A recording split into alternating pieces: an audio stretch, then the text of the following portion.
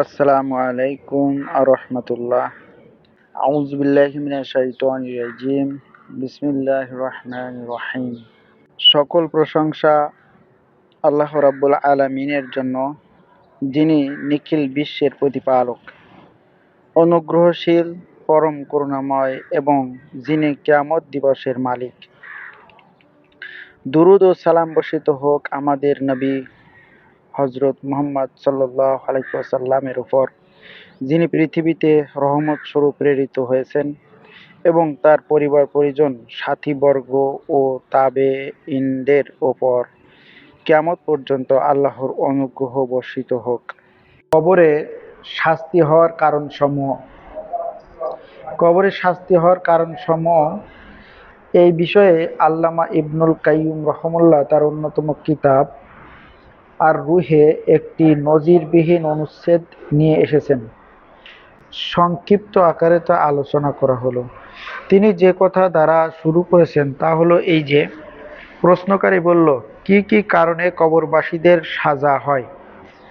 এর উত্তর দুইভাবে দেওয়া যায়, প্রথমত সংক্ষিপ্ত আকারে, দ্বিতীয়ত বিস্তারিত।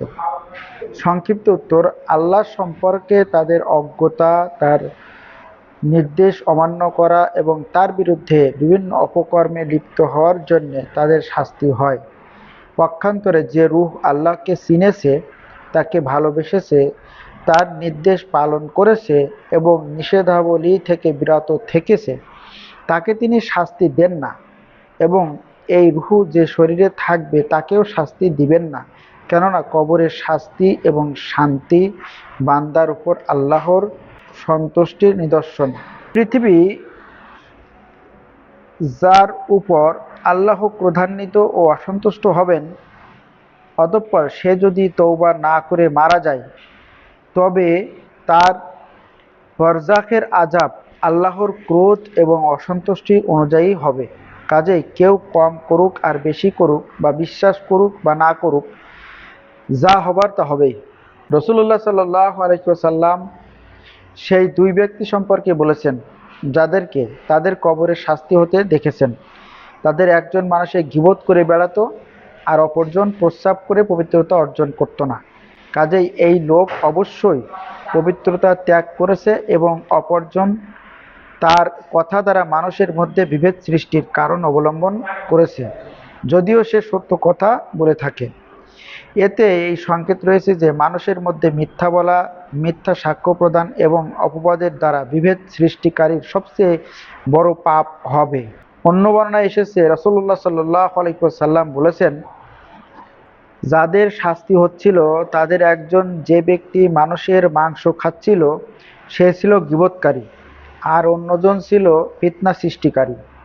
তার নিকট থেকে এই বর্ণনাও এসেছে যে এক ব্যক্তিকে বেত্রাঘাত করা হলে তার কবর আগুনে ভরপুর হয়ে গেল, কেননা সে একবার বিনা অজুতে সালাত পড়েছিল এবং নির্যাতিত মানুষের পাশ দিয়ে অতিক্রম করেছিল, কিন্তু তাকে সাহায্য করেনি। ইমাম বুখারী রাহিমাহুল্লাহ কর্তৃক বর্ণিত সামুরা ইবনে জুনদুব রাদিয়াল্লাহু আনহু এর হাদিসে এক মিথ্যাচারের কাহিনী এসেছে। তার মিথ্যা সংবাদ দিক বিদিক ছড়িয়ে পড়েছে। তার শাস্তি হলো কোরআন পড়ুয়া সেই ব্যক্তির ন্যায়, যে কোরআন না পড়ে রাত্রে শুয়ে যেত এবং দিনের বেলায় কোনো আমল করত না। তার শাস্তি সহ ব্যভিচার, নরনারী এবং সুদখোরের শাস্তি সম্পর্কে রাসূলুল্লাহ সাল্লাল্লাহু আলাইহি ওয়াসাল্লাম সংবাদ দিয়েছেন। বরজাকে যেভাবে শাস্তি হতে দেখেছেন সেভাবেই সংবাদ দিয়েছেন। অন্য হাদিসে এসেছে, কতকগুলো লোকের মাথায় পাথর দিয়ে আঘাত করা হচ্ছে। তাদের কারণ ছিল তারা সলাতের ব্যাপারে শিথিলতা করত, আর যারা জরি নামক ঘাস ও জাখুমের মধ্যবর্তীতে ঘোরাঘুরি করেছে, তাদের কারণ হলো তারা তাদের মালের যাকাত দেয়নি। মালের যাকাত না দিলে জাখুম, ওরে আল্লাহ, জরি নামক ঘাস ও জাখুমের মধ্যবর্তী, জাখুম কাঁটাযুক্ত এক ধরনের গাছ, এটার মধ্যে ঘুরাইবে যদি যাকাত না দেয়।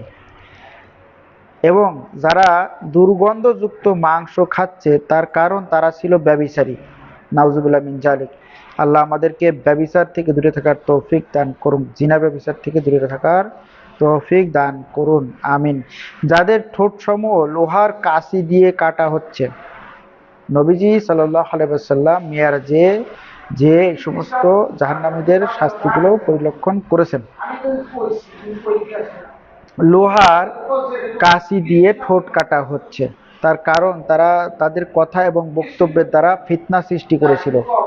দুনিয়াতে যারা তাদের কথা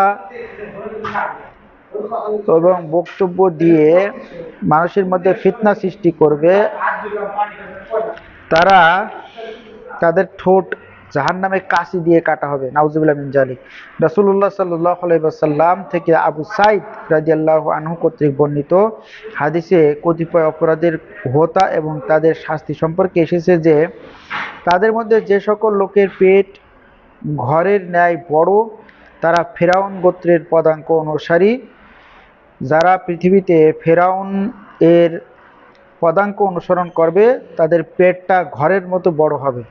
এবং সুদখোর কিছু লোককে তাদের মুখ হা করিয়ে জ্বলন্ত অঙ্গার খাওয়ানো হচ্ছে, নাউজুবিল্লাহ মিন জালিক। যারা সুদ খাবে দুনিয়ায়, তাদের মুখ হা করে তাদের পেটের ভিতরে মুখ দিয়ে আগুন ঢুকানো হবে, জ্বলন্ত অঙ্গার, নাউজুবিল্লাহ মিন জালিক। আল্লাহ মাফ করো।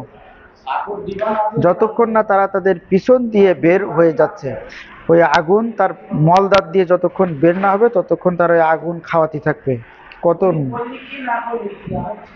কত বড় শাস্তি, নাউজুবিল্লাহ। আল্লাহ আমাদের এই সমস্ত পাপ কাজ থেকে বিরত থাকার তৌফিক দান করুন। আর তারা হচ্ছে এতিমদের ধন সম্পদ ভক্ষণকারী। তাদের মধ্যে কিছু সংখ্যক মহিলা রয়েছে যারা তাদের স্তনের মাধ্যমে ঝুলে রয়েছে, তারা হচ্ছে ব্যভিচারিণী, নাউজুবিল্লাহ। সেখানে কতিপয় লোকের পার্শ্ব কর্তন করা হচ্ছে এবং তাদেরকে মাংস খাওয়ানো হচ্ছে, তারা হলো গীবতকারী, মাংস, নাউজুবিল্লাহ। তাদের মধ্যে যারা সীসার নখ দ্বারা নিজেদের মুখমণ্ডল দাগ কাটছে, তারা হলো মানুষের মান সম্মান বিনষ্টকারী। যদি পৃথিবীতে কেউ কারোর মান সম্মান নষ্ট করে, তারা নিজেরা নিজেদের চেহারা পিতলের নখ দিয়ে খামচে খামচে সাজা ভোগ করতে থাকবে, নাউজুবিল্লাহ। এবং যারা গনিমতের মাল আত্মসাৎ করেছিল, তাদের কবরে তাদের উপর আগুন জ্বলছে। এই ব্যক্তির অবস্থা যদি এই হয় অথচ সেখানে গনিমতে তার হক রয়েছে, তাহলে যে ব্যক্তি অন্যকে জুলুম করে যেখানে তার কোনো হক নেই, তার অবস্থা কি হবে? সুতরাং অন্তর, চোখ, কান, নাক, মুখ, জিহ্বা, লজ্জাস্থান, হাত, পা এবং শরীরের প্রতিটি অঙ্গ প্রত্যঙ্গের পাপই কবরে আযাবের কারণ হবে। কাজেই পরনিন্দাকারী, মিথ্যাবাদী, গীবতকারী, মিথ্যা সাক্ষ্যদাতা, সতী সাধ্বী নারীকে অপবাদ দানকারী, ফিতনা সৃষ্টিকারী এবং বিদাতের দিকে মানুষকে আহ্বানকারী, এমনিভাবে আল্লাহ ও তার রাসূল সাল্লাল্লাহু আলাইহি ওয়াসাল্লামের উপর মিথ্যা আরোপকারী, আন্দাজে বাক্যালাপকারী, সুদখোর, এতিমের সম্পদ ভক্ষণকারী, হারাম উপার্জন যেমন সুদ ইত্যাদি ভক্ষণকারী, অন্যায়ভাবে কোনো মুসলিম ভাইয়ের মাল বা সন্ধিকারী ব্যক্তির মাল ভক্ষণকারী, নেশাখোর, ব্যভিচারী, সমকামী, চোর, খেয়ানতকারী, গাদ্দার, ধোঁকাবাজ, মক্কার, সুদ গ্রহীতা এবং দাতা। এর লেখক সাক্ষীদ্বয় হিল্লাদাতা ও গ্রহীতা। আল্লাহর ফরজ করা কোনো বিধান রহিত করার কৌশল অবলম্বনকারী, হারামে পতিত ব্যক্তি মুসলিমকে কষ্ট দানকারী, তাদের দোষ ত্রুটি অন্বেষণকারী, মানব রচিত বিধান দ্বারা শাসনকারী, আল্লাহর শরিয়াত ব্যতীত অন্য কিছু দ্বারা ফতোয়া দানকারী, পাপ কর্মে এবং শত্রুতায় সাহায্যকারী, হত্যাকারী, আল্লাহর কোনো হালালকে হারামকারী, আল্লাহর নাম ও গুণাবলীর হাকিকত অস্বীকারী এবং তা রহিতকারী, রাসূলুল্লাহ সাল্লাল্লাহু আলাইহি ওয়াসাল্লামের সুন্নাতের উপর কারো সিদ্ধান্ত, রুচি এবং নীতিকে প্রাধান্য দানকারী, মিথ্যের উপর ক্রন্দনকারিণী এবং তা শ্রবণকারিণী মহিলা, জাহান্নামের ক্রন্দনকারী পুরুষ, অর্থাৎ আল্লাহ ও তদীয় রাসূলের হারাম করা গান গায়ক, তার গান শ্রবণকারী, কবরের ওপর মসজিদ নির্মাণকারী, তাতে চেরাগ দাতা ও বাতি দানকারী, ওজনে কম বেশি দাতা, জালিম অহংকারী লোক দেখানো আমলকারী, পশ্চাদে ও সামনে পর নিন্দাকারী, সালাফদেরকে অপবাদ দাতা, গণক ও জ্যোতিষীদের নিকট কিছু জানতে চাওয়া এবং তাতে বিশ্বাস এবং জালিমদের সহযোগী, তেমনিভাবে পরকালকে ইহকালের পরিবর্তে বিক্রেতা, যাকে আল্লাহর ভয়ভীতি স্মরণ করিয়ে দেওয়া সত্ত্বেও কোনো ভ্রূক্ষেপ বা ভয় করে না, কিন্তু যখন তাকে তার মতোই কোনো সৃষ্টি জীবের ভয় দেখানো হয় তখন তাকে ভয় করে এবং পুরোপুরি মেনে চলে এবং স্বীয় কাজ কর্মে ফিরিয়ে আসে। যে ব্যক্তিকে আল্লাহ ও তার রাসূলের বাণী দ্বারা হিদায়াত করা হলে সে হিদায়াত হতে চায় না, কিন্তু যখন তার কোনো প্রিয় লোকের কথা বলা হয়, যার কথা ভুলও হতে আবার সঠিকও হতে পারে, তখন সেই শক্তভাবে তা আঁকড়ে ধরে, তার কোনো বিরোধিতা করে না, যার কোরআন পাঠে কোনো প্রতিক্রিয়া হয় না, বরং কখনো তা বিরক্ত বোধ করে, কিন্তু যখন শয়তানের কথা, ব্যভিচারের ঝাড়ফুঁক ও নেফাকের উপকরণ শুনে তখন তার আনন্দ বেড়ে যেত আর ভাবত, হায়, গায়িকা যদি না থামিত আল্লাহর নামে মিথ্যা শপথ করে। কিন্তু যখন কোনো ওলি বা শাইখের মাথার বা তার বাবার, যা সৃষ্টি জীবের সেরা পছন্দনীয় ব্যক্তির জীবনের কসম করে, তখন মিথ্যা বলে না, যদিও তাকে ধমক দেওয়া হয়। যে ব্যক্তি অপরাধ নিয়ে গর্ববোধ করে এবং বন্ধু মহলে প্রকাশ্যে আরও অধিক করতে থাকে, যার নিকট আপনার ধন সম্পদের কোনো নিরাপত্তা নেই, সেই অশ্লীল চাপাবাজ, যার অনিষ্টতা এবং গালমন্দের ভয়ে মানুষ তাকে ত্যাগ করে, যে ব্যক্তি সালাতকে শেষ ওয়াক্ত পর্যন্ত দেরি করে ঠুকর দেয়, তাড়াতাড়ি আদায় করে এবং এতে আল্লাহকে খুব কম স্মরণ করে, স্বেচ্ছায় যে ব্যক্তি মালের যাকাত আদায় করে না, হজের সামর্থ্য থাকা সত্ত্বেও হজ করে না, শক্তি থাকা সত্ত্বেও তার নিজের হক আদায় করে না, এবং যে ব্যক্তি সাক্ষাতে, আচার ব্যবহারে এবং খাওয়া দাওয়ায় শালীনতা বজায় রাখে না, তেমনি অর্জিত মালের হালাল হারামের পরোয়া করে না, আত্মীয়তা সম্পর্ক বজায় রাখে না, মিসকিন, বিধবা এবং এতিমদের দয়া করে না এবং তাদেরকে তাড়িয়ে দেয়, মিসকিনদের অন্ন দিতে মানুষকে উৎসাহ দেয় না, চতুষ্পদ জন্তুর প্রতি অনুগ্রহ করে না, যে বিশ্ববাসীকে দেখানোর জন্য কাজ করে, নিজের ব্যবহারিক জিনিস অন্যকে দিতে নিষেধ করে এবং নিজের দোষ ত্রুটি ও অপরাধ ঢেকে রেখে অন্যের দোষ ও অপরাধ নিয়ে মেতে থাকে।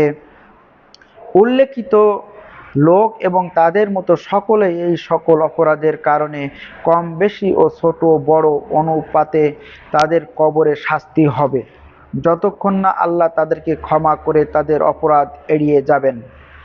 আর যদি অধিকাংশ লোকে এই রকম হয়, তবে অধিকাংশ কবরবাসীও সাজাপ্রাপ্ত হবে এবং সফল কাম খুব কমই হবে।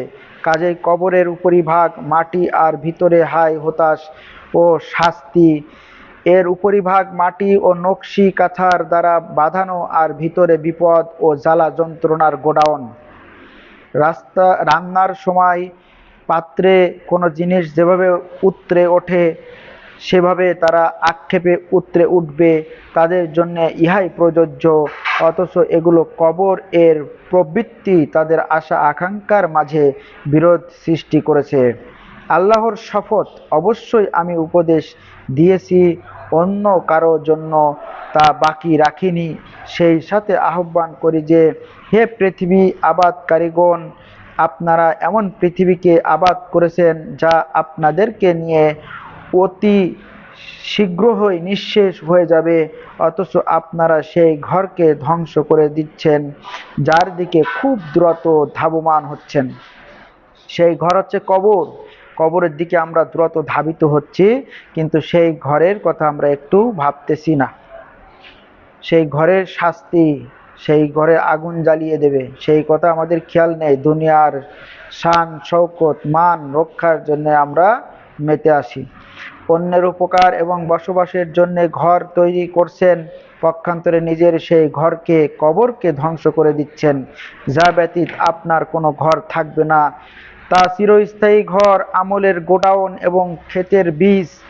তা যেমনভাবে উপদেশ গ্রহণের জায়গা জান্নাতের বাগিচা, তেমনিভাবে জাহান্নামের গোডাউনও বটে। আল্লাহ রাব্বুল আলামিন আমাদের কবরের আযাব থেকে হেফাজত করুন। আল্লাহুম্মা ইন্নী আউযু বিকা মিন আযাবিল কবর ওয়া মিন আযাবি জাহান্নাম ওয়া মিন ফিতনাতিল মাহইয়া ওয়া মামাত ওয়া মিন ফিতনাতিল মাসিহিদ দাজ্জাল।